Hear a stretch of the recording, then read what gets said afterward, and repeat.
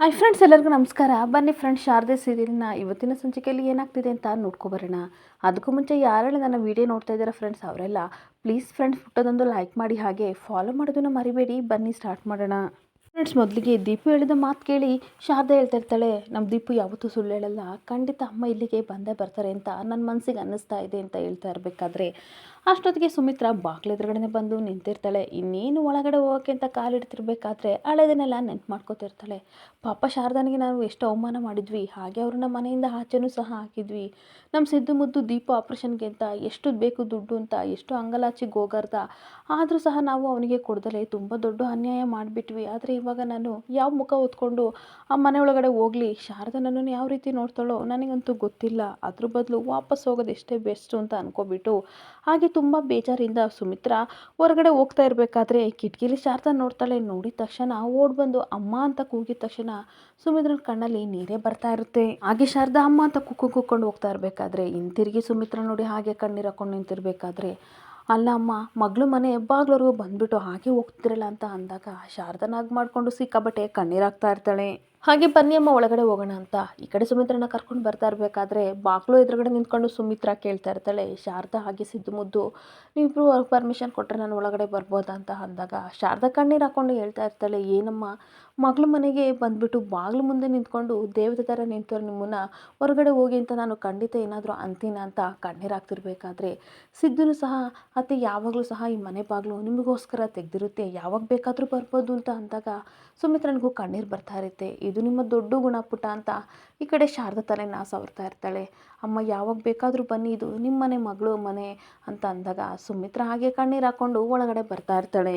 ಹಾಗೆ ಒಳಗಡೆ ಬಂದ ತಕ್ಷಣ ಮನೆಯೆಲ್ಲ ನೋಡಿ, ಅಯ್ಯೋ ಪಾಪ ಇಷ್ಟು ಚಿಕ್ಕ ಮನೆ, ಇವ್ರು 4 ಜನ ಹೆಂಗಿರ್ತಾರೋ ಗೊತ್ತಿಲ್ಲ, ಅದರಲ್ಲೂ ನಮ್ಮ ಸಿದ್ದು ಮುದ್ದು ರಾಜನ ಥರ ಮನೇಲಿ ಇದ್ದವನು ಈ ಮನೇಲಿರೋಕೆ ಅವನಿಗೆ ಎಷ್ಟು ಕಷ್ಟ ಆಗ್ತಿರ್ಬೋದು ಅಂತ ಯೋಚನೆ ಮಾಡ್ತಿರ್ಬೇಕಾದ್ರೆ ಅನುಸೂಯ ಹೇಳ್ತಾ ಇರ್ತಾಳೆ, ಅಮ್ಮ ಕೂತ್ಕೊಳ್ಳಿ, ಬೇಜಾರು ಮಾಡ್ಕೋಬೇಡಿ, ನಮ್ಮ ಮನೇಲಿ ಸೋಫಾ ಹಾಗೆ ಚೇರು ಏನೂ ಇಲ್ಲ ಅಮ್ಮ, ಬಡವ್ರ ಮನೆ ಅಂತ ಅಂದಾಗ, ನೋಡಿ ಅನುಸೂಯಮ್ಮ, ಇದು ನನ್ನ ಮಕ್ಕಳು ಮನೆ, ನಾನು ನೆಲದಲ್ಲೇ ಕೂತ್ಕೋತೀನಿ ಪರವಾಗಿಲ್ಲ ಅಂತ ತುಂಬ ಬೇಜಾರಿಂದ ಕೂತ್ಕೊಬಿಟ್ಟು ಹಾಗೆ ದೀಪುನ ನೋಡ್ತಾಳೆ. ದೀಪುನ ನೋಡಿ ಕಣ್ಣೀರು ಹಾಕ್ಕೊಂಡು ಅಮ್ಮಮ್ಮ ಹೇಗಿದೆಯಾ ಅಂತ ಹಗ್ ಮಾಡಿಕೊಂಡು ಮುತ್ತು ಕೊಡ್ತಿರ್ಬೇಕಾದ್ರೆ, ಅಲ್ಲ ಅಮ್ಮಮ್ಮ, ನಾನು ನಿಮಗೆ ನೆನಪಿದ್ದೀನ, ನಾನು ನೋಡೋಕೆ ಬರಲೇ ಇಲ್ವಲ್ಲ ಅಂತ ದೀಪು ಸಹ ಕಣ್ಣೀರು ಹಾಕ್ಕೊಂಡು ಕೇಳ್ತಾ ಇರ್ತಾಳೆ. ಹಾಗೆ ಮತ್ತೆ ಸುಮಿತ್ರಾ ಕಣ್ಣೀರು ಹಾಕ್ಕೊಂಡು ಹೇಳ್ತಾ ಇರ್ತಾಳೆ, ಬೇಜಾರು ಮಾಡ್ಕೋಬೇಡ ಬಂಗಾರ, ನಾನು ನಿನ್ನ ನೋಡೋಕೆ ಬರೋಣ ಅಂದ್ಕೊಂಡಿದ್ದೆ, ಈ ಮುದ್ದು ಅಮ್ಮಮ್ಮನ ನೋಡೋಕೆ ಬರ್ದಲ್ಲೇ ಇರ್ತೀನ, ತುಂಬ ಕೆಲಸ ಇತ್ತು ಮನೇಲಿ, ಅದಕ್ಕೆ ಬರೋಕ್ಕಾಗಲಿಲ್ಲ, ಇವಾಗ ನೋಡು ಓಡೋಡಿ ಬಂದಿದ್ದೀನಿ ನಿನ್ನ ನೋಡೋಕ್ಕೆ, ನಿನಗೆ ಖುಷಿನ ಅಂತ ಕೇಳ್ತಿರ್ಬೇಕಾದ್ರೆ ಖುಷಿ ಏನೋ ಆಗ್ತಾ ಇದೆ, ಆದರೆ ತಾತ ಯಾಕೆ ಬಂದಿಲ್ಲ ಅಮ್ಮಮ್ಮ ಅಂತ ಕೇಳ್ತಿರ್ಬೇಕಾದ್ರೆ ತಾತನಿಗೆ ಆಫೀಸಲ್ಲಿ ಕೆಲಸ ಇದೆಯಲ್ಲ ಬಂಗಾರ, ಅದಕ್ಕೋಸ್ಕರ ಬಂದಿಲ್ಲ, ಇವಾಗ ನಾನು ಬಂದಿದ್ದೀನಲ್ಲ ಖುಷಿಯಾಗಿರು ಅಂತ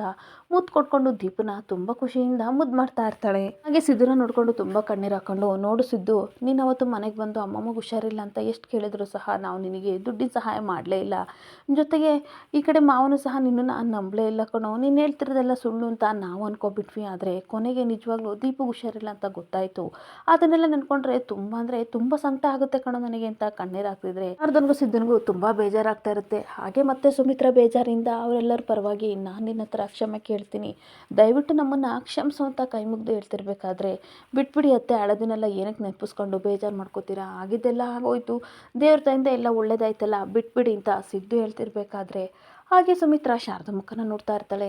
ನೋಡಮ್ಮ ಶಾರದಾ, ನಮ್ಮಿಂದ ದೊಡ್ಡ ತಪ್ಪಾಯಿತು, ನೀನು ನಮ್ಮ ಪ್ರಾಣ ಉಳಿಸಿದ ದೇವತೆ ಕಣ್ಪುಟ, ಆದರೂ ಸಹ ದೇವರು ಒಂದು ಒಳ್ಳೆ ಅವಕಾಶ ಕೊಟ್ಟಿದ್ದ, ಆದರೆ ನಾವು ನಿನಗೆ ಸಹಾಯನೇ ಮಾಡೋಕ್ಕಾಗಲಿಲ್ಲ, ನನ್ನನ್ನು ಕ್ಷಮಿಸು ಅಂತ ಕೇಳ್ತಿರ್ಬೇಕಾದ್ರೆ, ಯಾಕಮ್ಮ ಆ ರೀತಿ ಎಲ್ಲ ಕೇಳ್ತೀರಾ, ನನ್ನನ್ನು ಮನೆ ಮಗಳ ಥರ ನೋಡ್ಕೊಂಡಿದ್ದೀರಾ, ಇರೋಕ್ಕೆ ಆಶ್ರಯ ಕೊಟ್ಟಿದ್ರಿ, ಅಂಥದ್ರಲ್ಲಿ ನಾನು ಸಹಾಯ ಮಾಡಿದ್ರಲ್ಲಿ ತಪ್ಪೇನಿದೆ ಅಂತ ಶಾರದನು ಸಹ ಕಣ್ಣೀರು ಹಾಕ್ಕೊಂಡು ಹೇಳ್ತಾ ಇರ್ತಾಳೆ. ಹಾಗೆ ನೀವು ನನಗೆ ಆಶ್ರಯ ಕೊಟ್ಟ ಮೇಲೆ ಮುಗೀತಮ್ಮ, ಆಲ್ರೆಡಿ ಆವಾಗಲೇ ನಾನು ನಿಮ್ಮ ಋಣನ ತೀರಿಸ್ಬಿಟ್ಟಿದ್ದೀನಿ, ನೀವು ನನ್ನ ಋಣನ ತೀರಿಸಿದ್ದೀರಾ ಅಂತ ಹೇಳ್ತಿರ್ಬೇಕಾದ್ರೆ, ನಮ್ಮ ಜೀವನದಲ್ಲಿ ಏನೇನೋ ಆಗೋಯ್ತು, ಆಗಿದ್ದನ್ನೆಲ್ಲ ಸರಿ ಮಾಡೋಕ್ಕಾಗುತ್ತಿಲ್ವೋ ನನಗಂತೂ ಗೊತ್ತಿಲ್ಲ, ಆದರೆ ನೀವು ಹೊಸ ಬದುಕನ್ನ ಕಟ್ಕೊಂಡಿದ್ದೀರಾ, ನೀವಿಬ್ಬರು ಕಷ್ಟನೋ ಸುಖನೋ ಏನೇ ಬರಲಿ ಜೊತೆಯಾಗಿ ಎದುರಿಸಿ ಜೀವನದಲ್ಲಿ ಮುಂದೆ ಬನ್ನಿ, ಇದನ್ನು ನಾನು ಆಶ್ರಯಿಸೋದು ಅಂತ ಸುಮಿತ್ರಾ ಹೇಳ್ತಿರ್ಬೇಕಾದ್ರೆ ಶಾರದಾ ಸಿದ್ರು ಒಬ್ಬರ ಮುಖನ ಒಬ್ಬರನ್ನ ನೋಡ್ಕೋತಾ ಇರ್ತಾರೆ. ಆಗ ಸುಮಿತ್ರಾ ಟೈಮ್ ಆಯಿತು ನಾನು ಹೊರಡ್ತೀನಿ ಅಂತ ಹೇಳ್ತಿರ್ಬೇಕಾದ್ರೆ ಶಾರದಾ ಅರ್ಶಿನ ಕುಂಕುಮ ಕೊಡು ಅಂತ ಅನಸೂಯ ಹೇಳ್ತಾ ಇರ್ತಾಳೆ. ಹಾಗೆ ಅರ್ಶಿನ ಕುಂಕುಮ ಕೊಟ್ಟಾಗ ಅವಳು ಪ್ರೀತಿಯಿಂದ ತೊಗೊಂಡು ಬರ್ತೀನಿ ಅಮ್ಮಮ್ಮ ಅಂತ ಮುತ್ತು ಕೊಡ್ತಾ ಇರ್ತಾಳೆ. ಈ ಕಡೆ ಅಮ್ಮಮ್ಮನ ಹತ್ರ ಹೇಳ್ತಾ ಇರ್ತಾಳೆ, ಮುಂದಿನ ಸಲ ಬಂದಾಗ ನಿನ್ನ ಜೊತೆ ನಾನು ಆಟ ಆಡ್ತೀನಿ, ಕತೆ ಎಲ್ಲ ಹೇಳ್ತೀನಿ, ಬೇಜಾರು ಮಾಡ್ಕೋಬೇಡ, ಇವಾಗ ಟೈಮ್ ಆಗಿದೆ ಅಂತ ಅಂದ್ಬಿಟ್ಟು ಅನುಸೇಮ ಒಂದು ತಟ್ಟೆ ಕೊಡ್ತೀರಾ ಅಂತ ಹಣ್ಣು ಬ್ರೆಡ್ ಬಿಸ್ಕೆಟ್ ಎಲ್ಲ ತಂದು ಕೊಡ್ತಾ ಇರ್ತಾಳೆ. ಇದನ್ನೆಲ್ಲ ಯಾಕೆ ತರಕ್ಕೆ ಹೋದ್ರಿ ಅತ್ತೆ, ಸುಮ್ಮನೆ ಇದೆಲ್ಲ ರಿಸ್ಕ್ ಅಂತ ಹೇಳ್ತಾ ಇರಬೇಕಾದ್ರೆ ಯಾಕೆ ಸಿದ್ದು ಈ ರೀತಿ ಹೇಳ್ತಿದ್ದೀಯಾ, ನಾನು ಇದನ್ನೆಲ್ಲ ತರಬಾರ್ದು ಅಂತ ಹೇಳ್ಬಿಟ್ಟು ಪ್ರೀತಿಯಿಂದ ತಟ್ಟೆಗೆ ಹಣ್ಣು ಮತ್ತು ಎಲ್ಲನೂ ಸಹ ಬ್ರೆಡ್ಡು ಬಿಸ್ಕೆಟ್ ಎಲ್ಲ ತುಂಬ್ತಾ ಇರ್ತಾಳೆ. ಹಾಗೆ ನಾನು ಬರ್ತೀನಿ ಅಮ್ಮಮ್ಮ ಒಂದು ಮುತ್ತು ಕೊಡ್ತೀಯಾ ಅಂತ ಅಂದಾಗ ಅವಳು ಪ್ರೀತಿಯಿಂದ ಮುತ್ತು ಕೊಟ್ಟಾಗ ನಿನಗೋಸ್ಕರ ಗೊಂಬೆ ತಂದಿದ್ದೀನಿ ತಗೋ ಅಂತ ಗೊಂಬೆ ಕೊಟ್ಟಾಗ ದೀಪಿಗೆ ಸಿಕ್ಕಾಪಟ್ಟೆ ಖುಷಿ ಆಗ್ತಿರುತ್ತೆ. ಹಾಗೆ ಬರ್ತೀನಿ ಅಂತ ಹೇಳಿ ಹೋಗ್ತಿರ್ಬೇಕಾದ್ರೆ ಶಾರದನ ನೋಡಿ ಮತ್ತೆ ಹಗ್ ಮಾಡಿಕೊಂಡು ಕಣ್ಣೀರಾಗ್ತಾ ಇರ್ತಾಳೆ. ನಿನಗೆ ಎಂಥದ್ದೇ ಕಷ್ಟ ಬರಲಿ, ನೀನು ಈ ಅಮ್ಮ ಇದ್ದಾಳೆ ಅನ್ನೋದನ್ನ ಮರಿಬೇಡ, ಯಾಕೆ ಅಂತಂದರೆ ನೀನು ನಮ್ಮ ಮಗಳು ಸಮಾನ ಅಂತ ನಾನು ಯಾವತ್ತೂ ಅಂದ್ಕೊಂಡಿದ್ದೀನಿ. ಜ್ಯೋತಿಕಾ ವಿಷಯದಲ್ಲಿ ಈ ಥರ ಆಯಿತು ಅಂತ ಬೇಜಾರಿದೆ, ಅದರಿಂದ ಸಾಕಷ್ಟು ನೋವನ್ನ ನೀವು ಸಹ ಅನುಭವಿಸಿದ್ದೀರಾ, ಆದ್ದರಿಂದ ನಿಮಗೆ ಇನ್ನೂ ಸಿಕ್ಕಾಪಟ್ಟೆ ಜಾಸ್ತಿ ಕಷ್ಟ ಕೊಟ್ಟಿದ್ದೀವಿ ಅಂತ ಮತ್ತೆ ಕಣ್ಣೀರಾಗ್ತಾ ಇರ್ತಾಳೆ. ಹಾಗೆ ಸರಿ ನಾನು ಬರ್ತೀನಿ ಪುಟ್ಟ ಅಂತ ಹೇಳಿ ಎಲ್ಲರಿಗೂ ಬಾಯ್ ಮಾಡಿ ಸುಮಿತ್ರ ಹೋಗ್ತಿರ್ಬೇಕಾದ್ರೆ ಸಿದ್ದು ಅವಳನ್ನ ಕಳ್ಸೋಕ್ಕೆ ಅಂತ ಬರ್ತಾ ಇರ್ತಾನೆ. ಹಾಗೆ ಬರಬೇಕಾದ್ರೆ ಸುಮಿತ್ರ ಹೇಳ್ತಾ ಇರ್ತಾಳೆ, ನೋಡು ಸಿದ್ದು ಮುದ್ದು, ದೀಪ ಆಪ್ರೇಷನ್ಗೆ ಅಂತ ಸಿಕ್ಕಾಬಟ್ಟೆ ಖರ್ಚಾಗಿದೆ, ದಯವಿಟ್ಟು ನಿನಗೇನಾದರೂ ದುಡ್ಡಿನ ಅವಶ್ಯಕತೆ ಇದ್ದರೆ ನನಗೆ ಕಾಲ್ ಮಾಡು, ನಾನು ಖಂಡಿತ ಕೊಡ್ತೀನಿ, ಮನೆ ಖರ್ಚಿಗೆಲ್ಲ ಏನು ಮಾಡ್ತೀಯೋ ಅಂತ ಅಂದಾಗ ಅಯ್ಯೋ ಅತ್ತೆ ಆ ರೀತಿ ಏನಿಲ್ಲ, ಹೇಗೋ ಅಡ್ಜಸ್ಟ್ ಮಾಡ್ಕೋತೀವಿ ಬಿಡಿ ಅಂತ ಅಂದಾಗ ನೋಡು ತಾತನಿಗೆ ತುಂಬ ಬೇಜಾರಾಗಿದೆ, ನಿನಗೆ ದುಡ್ಡು ಕೊಡಲಿಲ್ವಲ್ಲ ಅನ್ನೋ ಬೇಜಾರು ತುಂಬಾ ಇದೆ, ಆದರೆ ನಿನ್ನ ಮೇಲೆ ಕೋಪ ಮಾತ್ರ ಕಡಿಮೆ ಆಗಿಲ್ಲ, ಆದರೆ ದಯವಿಟ್ಟು ನೀನು ಮನೆಗೆ ಬರೋ ಯೋಚನೆನ ಸ್ವಲ್ಪ ಮಾಡು ಅಂತ ರಿಕ್ವೆಸ್ಟ್ ಮಾಡ್ಕೊತಾ ಇರ್ತಾಳೆ.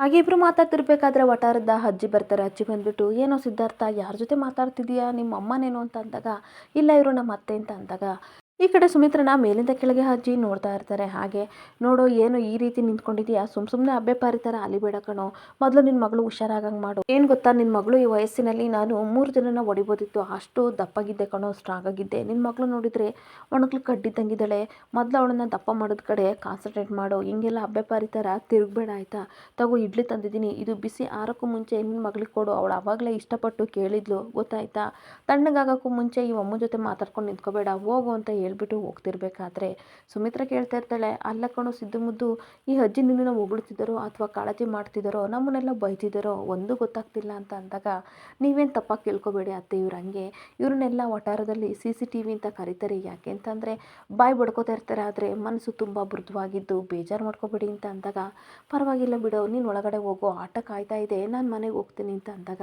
ಸರಿ ಅತ್ತೆ ನೀವು ಹೋಗಿ ಹುಷಾರಂತ ಅಂದ್ಬಿಟ್ಟು ಸುಮಿತ್ರನಿಗೆ ಬಾಯ್ ಮಾಡಿ ಸಿದ್ದು ಇಡ್ಲಿ ತಗೊಂಡು ದೀಪು ಹತ್ರ ಹೋಗ್ತಾ ಇರ್ತಾನೆ.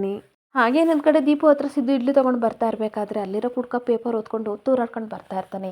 ಈ ಕಡೆ ಸಿದ್ದುಗೆ ಜಾಗ ಬಿಡದಲ್ಲೇ ಆ ಕಡೆ ಈ ಕಡೆ ಹೋಗ್ತಾ ಇರಬೇಕಾದ್ರೆ ನೋಡ್ಕೊಂಡು ಬರೋಕ್ಕಾಗಲ್ವೇಂದ್ರಿ ಗುದ್ಕೊಂಡು ಬರ್ತೀರಾ ಅಂತ ಸಿದ್ದು ಬೈತಾ ಇರಬೇಕಾದ್ರೆ ಏನ್ರಿ ನೀವೇ ನೋಡ್ಕೊಂಡು ಬರಬೇಕಿತ್ತು, ನಾನು ಸ್ಟಡಿ ಮಾಡ್ಕೊಂಡು ಬರ್ತಾ ಇದ್ದೆ, ನೀವೇನ್ರಿ ನನ್ನನ್ನೇ ಗುದ್ದುತ್ತೀರಾ ಅಂತ ಕುಡ್ಕ ಬೈತಾ ಇರ್ತಾನೆ. ಹಾಗೆ ಮತ್ತೆ ಸಿದ್ದು ಹೇಳ್ತಾ ಇರ್ತಾನೆ, ಏನು ಪೇಪರ್ ಓದ್ತಾ ಇದ್ದೀರಾ, ಮೊದಲು ಪೇಪರ್ನ ಉಲ್ಟಾ ಇದೆ ಸರಿಯಾಗಿ ಇಟ್ಕೊಂಡು ಓದೋದನ್ನ ಕಲ್ತ್ಕೊಳ್ಳಿ ಅಂತ ಅಂದ್ಬಿಟ್ಟು ಪೇಪರ್ನ ಸರಿಯಾಗಿ ತಿರ್ಸಿ ಕೊಡ್ತಿರ್ಬೇಕಾದ್ರೆ ಕೆಳಗಡೆ ಒಂದು ಆಫರ್ ಆಗಿರೋ ಒಂದು ಲೆಟರ್ ಸಿಗುತ್ತೆ.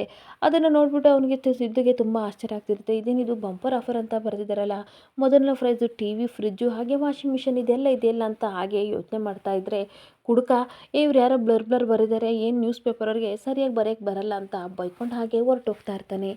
ಇನ್ನೊಂದು ಕಡೆ ಶಾರದಾ ದೀಪಿಗೆ ಹೇಳ್ತಾ ಇರ್ತಾಳೆ, ಇವಾಗ ನಿನಗೆ ತುಂಬ ರೆಸ್ಟ್ ಬೇಕು ಬಂಗಾರ, ಜಾಸ್ತಿ ಮಾತಾಡಬೇಡ, ಹಾಗೆ ಮಲ್ಕೊಂಡು ರೆಸ್ಟ್ ಮಾಡಬೇಕು ಅಂತ ಅಂದಾಗ ಸರಿ ಅಮ್ಮ ನಾನು ಜಾಸ್ತಿ ಮಾತಾಡಲ್ಲ ಅಂತ ದೀಪು ಮಲ್ಕೋತಾ ಇರ್ತಾಳೆ.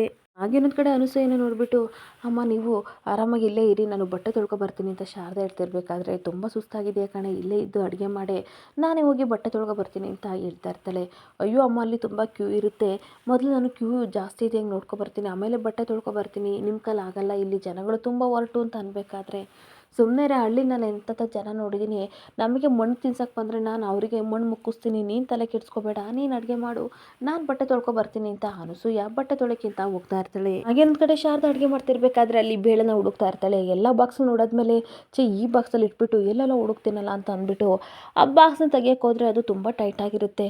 ಇದು ನನ್ನ ಕೈಲಿ ತೆಗಿಯೋಕ್ಕಾಗ್ತಿಲ್ಲ, ಸಿದ್ಧಾರ್ಥ ಸರ್ ಕೈಲೇ ನಾನು ತೆಗೆಸ್ಕೋಬೇಕು, ಹೌದು ಇವ್ರು ಎಲ್ಲೋದ್ರು ಹೊರಗಡೆ ಹೋದವರು ಇನ್ನೂ ಬಂದಿಲ್ವಲ್ಲ ಅಂತ ಸಿದ್ದುನ ಹುಡ್ಕೊಂಡು ಹೊರಗಡೆ ಬರ್ತಾ ಇದ್ರೆ ಅದೇ ಸಮಯಕ್ಕೆ ಸಿದ್ದುನು ಸಹ ಒಳಗಡೆ ಬರ್ತಾ ಇರ್ತಾನೆ. ಇಬ್ರಿಗೂ ಡ್ಯಾಶ್ ಆದಾಗ ಕೆಳಗಡೆ ಬಿದ್ದು ಆ ಬಾಕ್ಸಲ್ಲಿರೋ ಕಾಳೆಲ್ಲ ಚೆಲ್ಲಾಡ್ತಾ ಇರ್ತವೆ.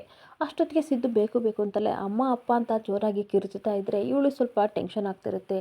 ಅಲ್ಲ ಶಾರದವ್ರಿಗೆ ಗೊತ್ತಾಗಲ್ವಾ, ಬ್ರೇಕ್ ಫೈಲ್ ಆಗಿರೋ ಗಾಡಿ ಹತ್ರ ಈ ಥರನ ನೀವು ಬಂದು ಗುದ್ದೋದು, ಬೇರೆ ಯಾರಾದರೂ ಇದ್ದಿದ್ರೆ ಇಷ್ಟೊತ್ತಿಗೆ ಸೊಂಟ ಮುರ್ಕೊಳ್ಳೋರು ಅಯ್ಯೋ ಅಮ್ಮ ಅಂತ ಕಿರ್ಚಾಡ್ತಿರ್ಬೇಕಾದ್ರೆ ಇವಳು ಬಂದು ಭುಜನ ಉಜ್ಜುತ್ತಾ ಇರ್ತಾಳೆ. ಭುಜ ಉಜ್ಜುತ್ತಿರೋದನ್ನು ನೋಡಿ ಸಿದ್ದುಗೆ ತುಂಬ ಅಂದರೆ ತುಂಬ ಇಷ್ಟ ಆಗಿ ಶಾರದಾ ಮುಖನ ಹಾಗೆ ನೋಡಿಕೊಂಡು ತುಂಬ ಖುಷಿ ಪಡ್ತಾ ಇರ್ತಾನೆ.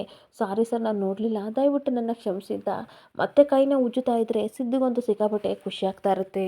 ಇವಾಗ ನೋವು ಹೇಗಿದೆ ಅಂತ ಕೇಳ್ತಿರ್ಬೇಕಾದ್ರೆ ಒಂದು ನಿಜ ಇಲ್ಲ, ಇಷ್ಟ ತನಕ ನೋವು ಇರಲಿಲ್ಲ, ಆದರೆ ನೀವು ಉಜ್ಜುತ್ತಾ ಇದ್ದೀರಲ್ಲ ಇವಾಗ ನೋವು ಜಾಸ್ತಿ ಆಗಿದೆ ಅಂತ ಅಂದಾಗ ಸರ್ ಇಷ್ಟೊಂದು ಥರ ನಾಟಕ ನಾಟಕ ಮಾಡ್ತೀರಾ ಅಂತ ಹಾಗೆ ಸುಮ್ಮನೆ ಹೊಡಿತಾ ಇರ್ತಾಳೆ. ಅಷ್ಟೊತ್ತಿಗೆ ದೀಪು ಎದ್ದು ಅಮ್ಮ ಇಬ್ಬರು ಡಿಕ್ಕಿ ಹೊಡ್ಕೊಂಡ್ರ ಅಂತ ಅಂದಾಗ ಹ್ಞೂ ಅಂತ ಸಿದ್ದು ಹೇಳ್ತಿರ್ಬೇಕಾದ್ರೆ ಕೊಂಬರುತ್ತೆ ನೋಡಿ ಇನ್ನೊಂದು ಸಲ ಒಳ್ಕೊಳ್ಳಿ ಅಂತ ಹೇಳ್ತಾ ಇರಬೇಕಾದ್ರೆ ಈ ಕಡೆ ದೀಪಿಗೆ ಸಿದ್ದು ಹೇಳ್ತಾ ಇರ್ತಾನೆ, ತಲೆಗಲ್ಲಪ್ಪ ಏಟಾಗಿರೋದು ಭುಜಕ್ಕಲ್ವಾ ಏನೂ ಆಗಲ್ಲ ಅಂತ ಅನಿಸುತ್ತೆ ಅಂತ ಅಂದಾಗ ದೀಪು ಬೇಕು ಬೇಕು ಅಂತ ಇಲ್ಲಪ್ಪ ಭುಜಕ್ಕೆ ಕೊಟ್ಕೊಂಡ್ರೆ ಸಾಕು ಕೊಂಬರುತ್ತೆ, ಆಮೇಲೆ ನೀವು ಶರ್ಟ್ ಹಾಕ್ಕೊಳಕ್ಕಾಗಲ್ಲ ನೋಡಿ ಅಂತ ಅಂದಾಗ ಸಿದ್ದು ಒಳ್ಳೊಳಗೆ ನಗಾಡ್ತಾ ಇರ್ತಾನೆ. ಸುಮ್ಮನೆ ರೇ ನಿಂದೊಂದು ಡಾಕ್ಟ್ರು ಮನ್ಕೋ ಅಂತ ಹೇಳಿದ್ರೆ ನೀನು ಇಷ್ಟು ತರಲೆ ಮಾತಾಡ್ತೀಯ ಅಂತ ಶಾರದಾ ಬೈತಿರ್ಬೇಕಾದ್ರೆ ದೀಪು ಹೇಳಿದ್ರಲ್ಲಿ ಒಂದು ಅರ್ಥ ಇದೆ ಕಣ್ರಿ, ಇನ್ನೊಂದ್ಸಲ ಡಿಕ್ಕಿ ಹೊಡೆಯೋಣ ಅಂತ ಹಾಗೆ ಅವಳನ್ನ ಡಿಕ್ಕಿ ಹೊಡೆಯೋಕ್ಕೆ ಅಂತ ಹೋಗ್ತಾ ಇರಬೇಕಾದ್ರೆ ಸರ್ ಮುಟ್ಬೇಡಿ ಅಂತ ಜೋರಾಗಿ ಕಿರ್ಚ್ಕೊತಾ ಇರ್ತಾಳೆ. ಸರಿ ಸರಿ ಸರಿ ಆಯಿತು ಆಯಿತು ಅಂತ ಅಂದ್ಬಿಟ್ಟು ಸಿದ್ದು ಒಬ್ಬನ ನಗಾಡ್ತಿರ್ಬೇಕಾದ್ರೆ ದೀಪನು ನಗಾಡ್ತಾ ಇರ್ತಾಳೆ.